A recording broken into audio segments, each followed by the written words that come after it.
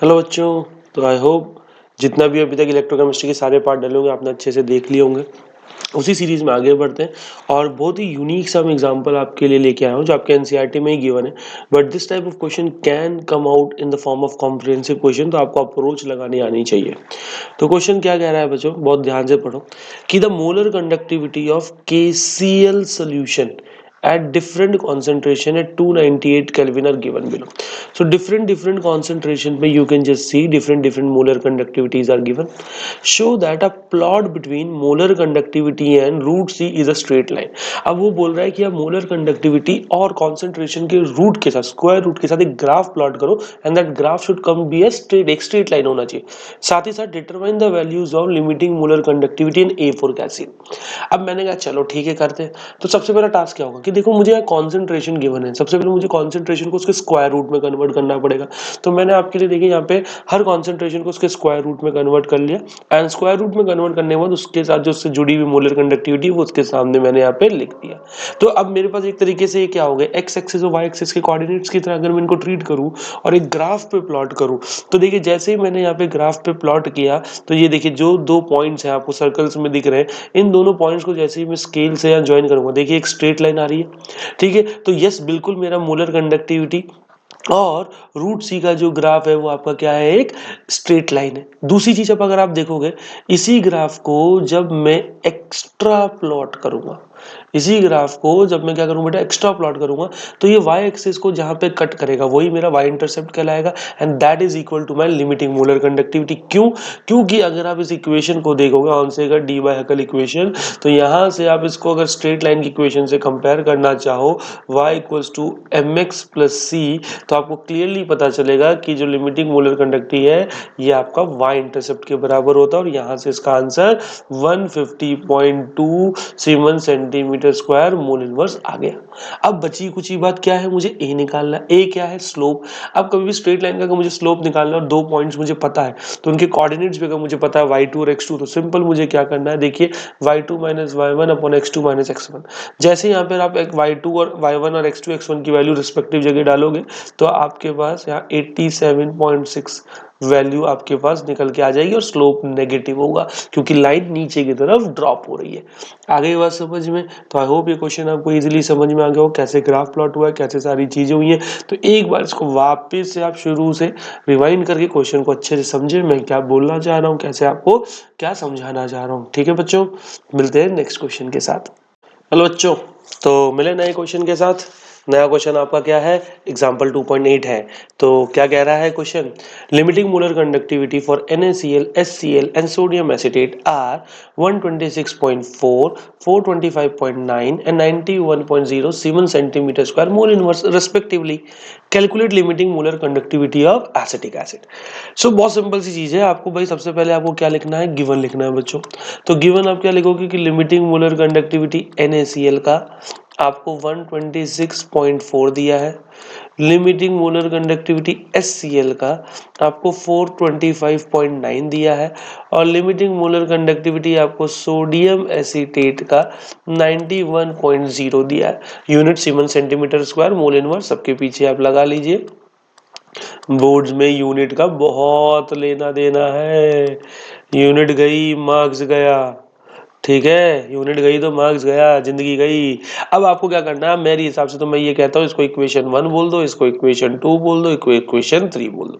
अब आपको क्या चाहिए, आपको चाहिए H और AC साथ में आ जाए भाई, इसी का तो अब इन तीन इक्वेशन को देखो। मैंने कहा यार जो इक्वेशन 2 है इसमें मुझे H नजर आ रहा है और जो इक्वेशन 3 है इसमें मुझे AC नजर आ रहा है।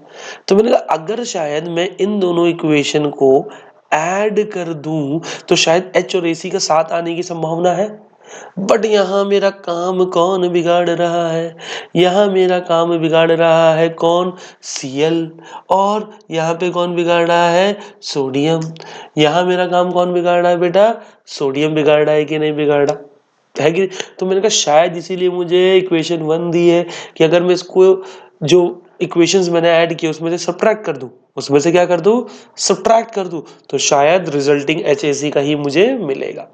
ठीक है, तो ये सिंपल सा है। तो भाई जो लोग आपको साथ में दिख रहे हैं वो लोग जहां कहीं पे भी प्रेजेंट है उन इक्वेशन को ऐड कर दो। एक्स्ट्रा में उस इक्वेशन में जो लोग परेशान कर रहे हैं उन लोगों को उसको हटाने के लिए कोई ना कोई आपको गिवन तीसरी इलेक्ट्रोलाइट या कोई ना कोई आपको गिवन होगा, उसको सब्ट्रैक्ट करो और काम आपका बन जाएगा। सिंपल सा। तो मैंने कहा आओ चालू करें। तो कैसे करेंगे, हमने बोला add 1 and 2, oh no no no no, add 2 and 3, add क्या करना है, ऐड करना है 3 and 2 and subtract 1। इसका मतलब limiting molar conductivity of HCl plus limiting molar conductivity of NaC minus limiting molar conductivity of NaCl। अब बेटा देखो जो NaCl आपकी एक्सटेंसिव प्रॉपर्टी होती है लिमिटिंग मोलर कंडक्टिविटी, तो हम यहाँ पे जो जिस तरीके से इनको ऐड और सब्ट्रैक्ट कर रहे हैं सेम उसी तरीके से इनकी वैल्यूज को भी करेंगे।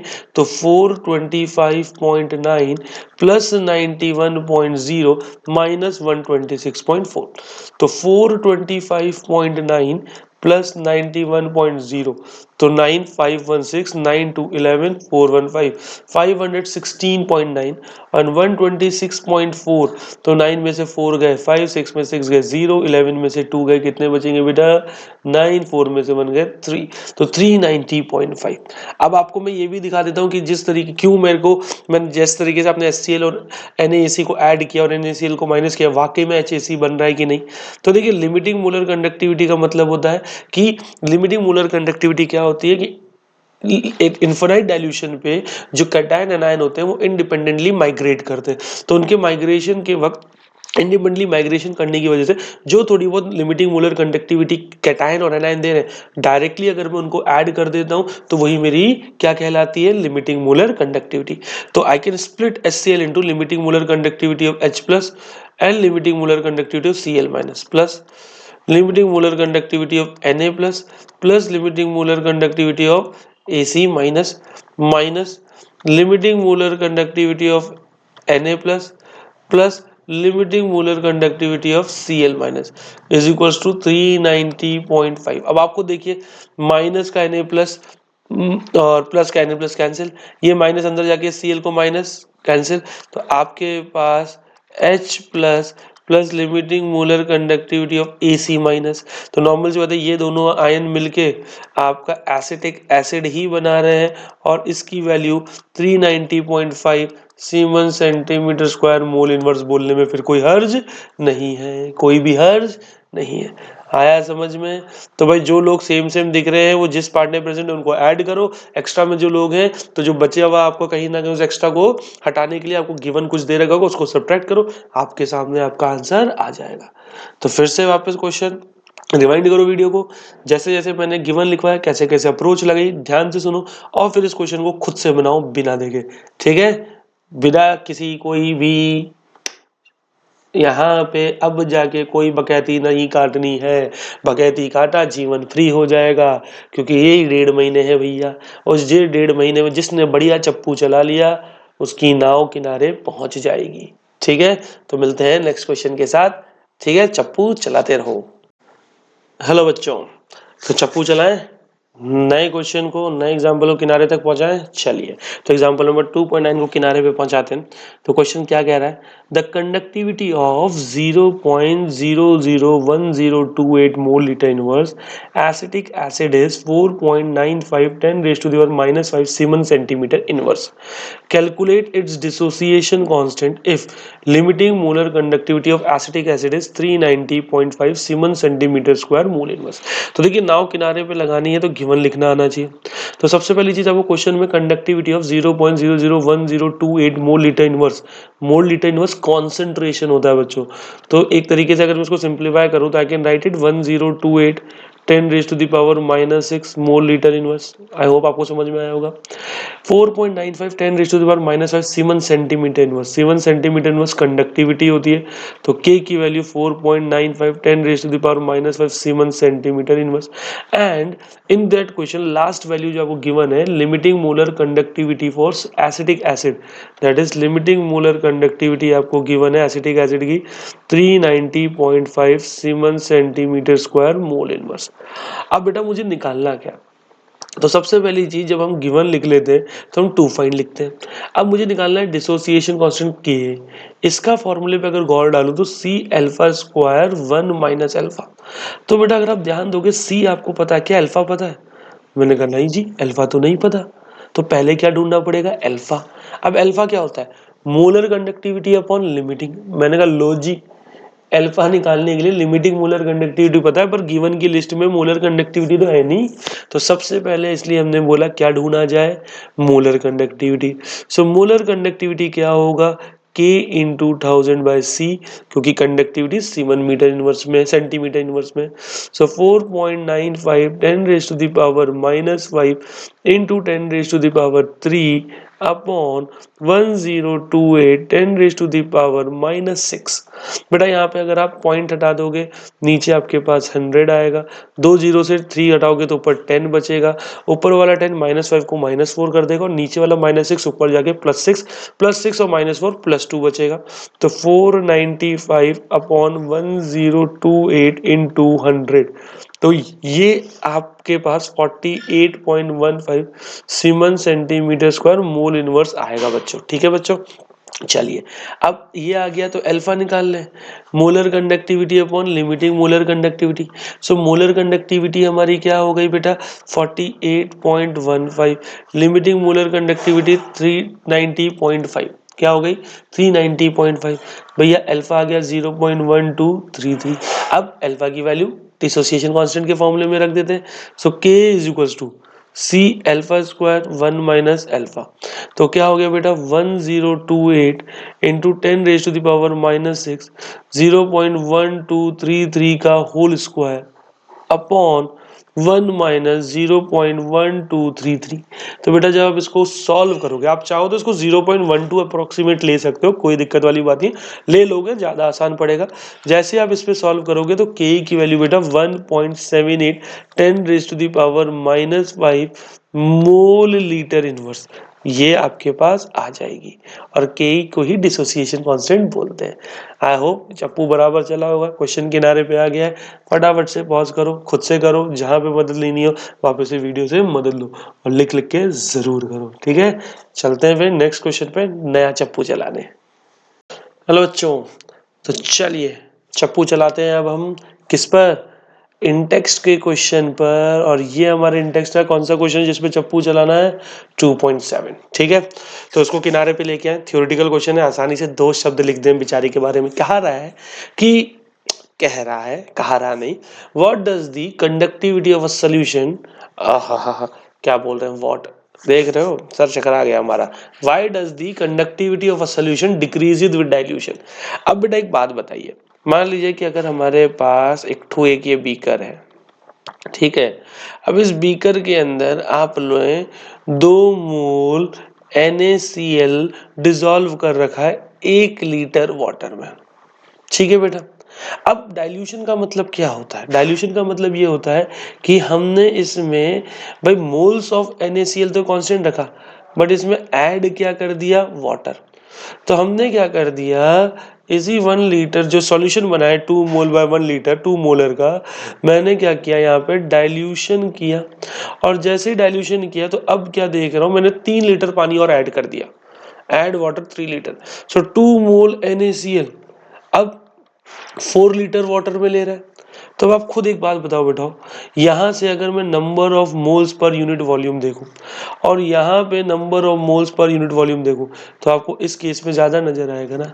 अगर number of moles he per unit volume घट गए तो यही तो भाई आयंस हैं, या number of moles of ions ही तो कंडक्टिविटी देते हैं। तो आयंस की गिनती अगर पूरे सॉल्यूशन के रिस्पेक्ट में कम हो जाएगी तो कंडक्टिविटी गिरेगी कि नहीं गिरेगी? समझ में आया कि नहीं आया?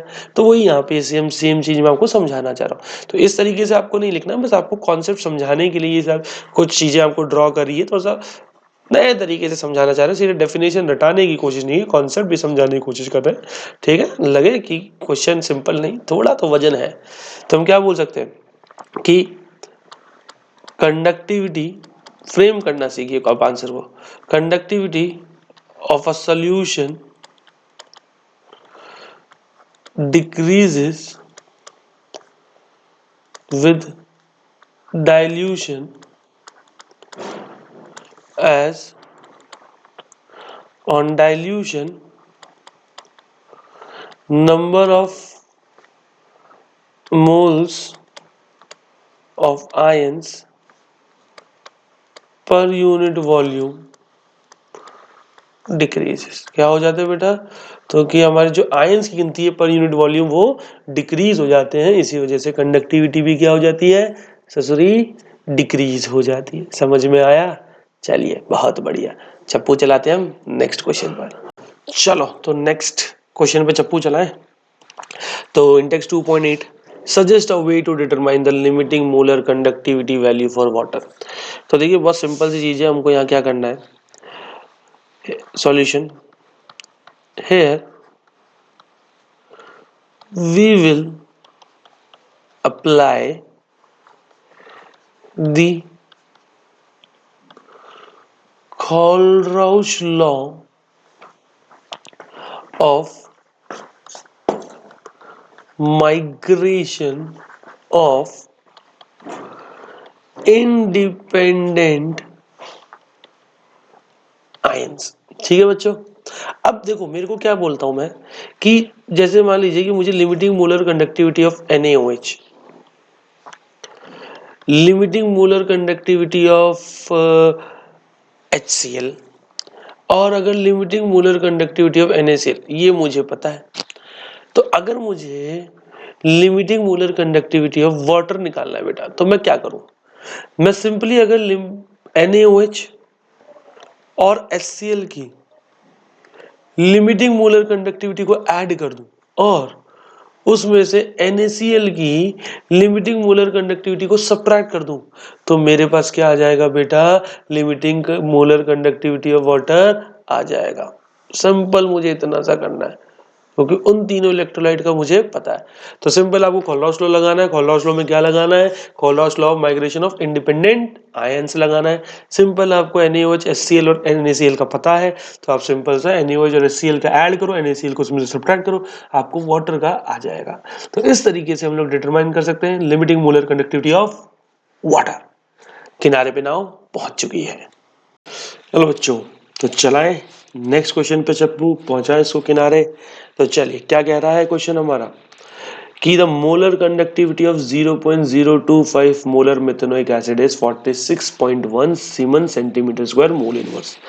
Calculate its degree of dissociation and dissociation constant given that limiting molar conductivity of H plus 349.6 and limiting molar conductivity of HCO minus 54.6। तो सबसे पहली बात बच्चों हम लोग क्या लिखते हैं क्वेश्चन को किनारे निकालने लगाने के लिए? क्या लिखते हैं? गिवन। तो कॉन्सेंट्रेशन कितनी दी है? 0.025 मोलर, जिसको आप 25 इंटू 10 की power -3 molar. Limiting molar conductivity भी आपको दी हुई है, मोलर कंडक्टिविटी क्वेश्चन में 46.1 semen centimetre square mole inverse. अब आप देखो अगर आयंस को जोड़ोगे तो ये मिथेनोइक एसिड ही बनेंगे।